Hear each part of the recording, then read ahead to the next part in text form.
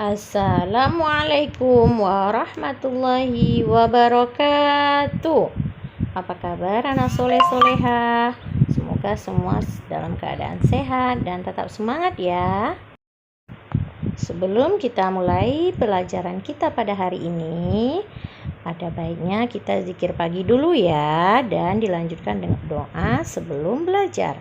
Bismillahirrahmanirrahim. Allahumma bika asbahna wa bika amsayna wa bika nahya wa bika namutu wa ilaikan nusyur. Raditu billahi rabba wa bil islami dina wa bi Muhammadin nabiyyan wa rasula. Rabbi zidni ilma warzuqni fahman. Amin ya rabbal alamin. Baiklah anak-anak ibu, kita masuk ke pembelajaran 3 tentang perambatan bunyi. Bunyi dapat merambat melalui 3 jenis media, yaitu media padat, cair, dan gas. Namun bunyi tidak dapat merambat di ruang hampa karena tidak memiliki media yang dapat merambat bunyi. Kita akan bahas satu persatu ya. Yang pertama, bunyi merambat melalui benda gas. Suara dapat merambat melalui udara. Udara termasuk benda gas. Nah, kemudian yang kedua adalah bunyi merambat melalui benda padat. Suara merambat melalui benang kasur. Benang kasur termasuk benda padat. Nah, ini ada contoh 2 orang anak bermain telepon-teleponan dari kaleng bekas ya. Kemudian yang ketiga, bunyi merambat melalui benda cair. Suara merambat melalui air di dalam tong. Air termasuk benda cair.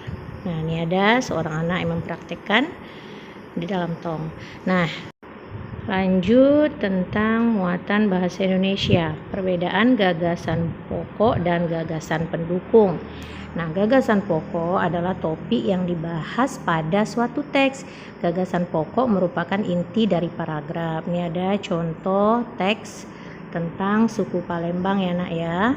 Nah, setelah Ananda baca semua teksnya, kita dapat menemukan gagasan pokoknya terletak di awal paragraf yaitu.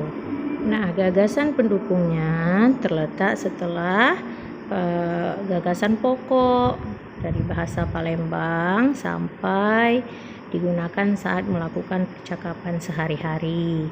Nah, uraian atau informasi tambahan pada suatu teks disebut dengan gagasan pendukung. Gagasan pendukung adalah penjabaran dari gagasan pokok. Selanjutnya kita ke muatan matematika, yaitu pembelajaran yang keempat. Segi banyak beraturan dan segi banyak tidak beraturan. Segi banyak beraturan adalah segi banyak yang sisi-sisinya sama panjang dan sudut-sudutnya sama besar. Sesuai yang dijelaskan Bapak kemarin di Zoom ya. Ada segi 3 sama sisi, contohnya di sini, kemudian persegi dan segi 6 beraturan. Kemudian selanjutnya segi banyak tidak beraturan. Segi banyak yang tidak beraturan adalah segi banyak yang sisi-sisinya tidak sama panjang atau sudut-sudutnya tidak sama besar. Contohnya yang di bawah ini segitiga sembarang, tentu sisinya beda ya. Sudutnya juga tidak sama besar. Kemudian persegi. Kemudian ada layang-layang. Kemudian contohnya lagi belah ketupat. Nah, muatan bahasa Indonesia, gagasan pokok dan gagasan pendukung dalam peta pikiran. Gagasan pokok dan gagasan pendukung dapat disajikan dalam peta pikiran. Nah, apa itu peta pikiran? Adalah cara menuangkan informasi yang diperoleh ke dalam bentuk diagram. Peta pikiran memudahkan kita untuk mengingat isi dan informasi penting suatu teks. Nah, perhatikan contoh ini tentang Reok Ponorogo.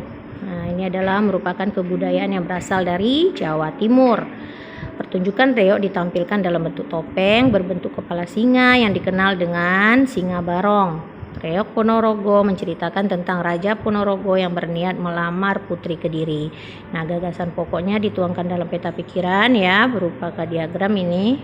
Kemudian dalam kotak. yaitu Reok Ponorogo. Ponorogo berasal dari Ponorogo, Jawa Timur. Kemudian apa gagasan pendukungnya? Singa Barong sama isi cerita Reok Ponorogo. Muatan PPKN, pentingnya persatuan dan kesatuan. Bangsa Indonesia memiliki keragaman suku bangsa, bahasa, sosial, dan budaya. Oleh karena itu, bangsa Indonesia memerlukan persatuan agar menjadi bangsa yang kuat. Bagaimana sikap menjaga persatuan dan kesatuan bangsa? Yang pertama, menghormati teman yang beribadah. Kemudian yang kedua, tidak membeda-bedakan teman yang berbeda suku. Yang ketiga, menghormati teman yang sedang menyampaikan pendapat. Kemudian yang keempat, menghormati keragaman budaya lain.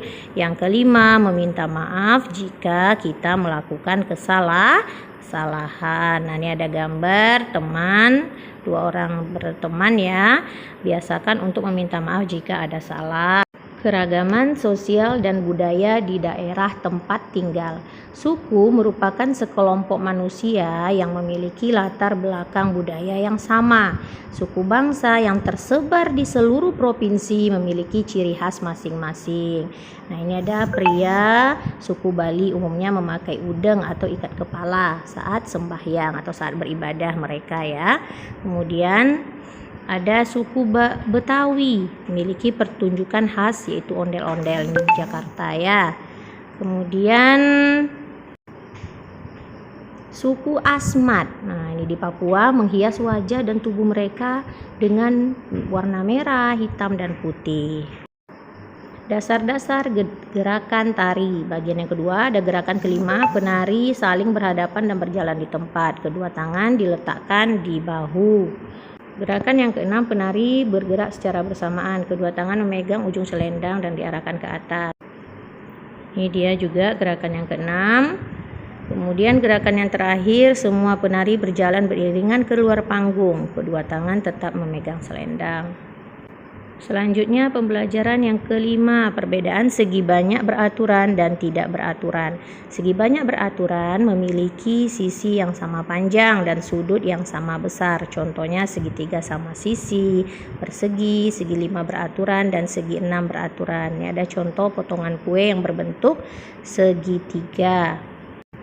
Kemudian ada contoh lagi, sarang tawon disusun oleh bangun yang memiliki permukaan heksagonal. Heksagonal merupakan segi banyak beraturan. Menentukan gagasan pokok dan gagasan pendukung dengan membaca di dalam hati. Gagasan pokok dan gagasan pendukung dapat ditemukan dengan cara membaca di dalam hati. Membaca di dalam hati berarti membaca tanpa mengeluarkan suara.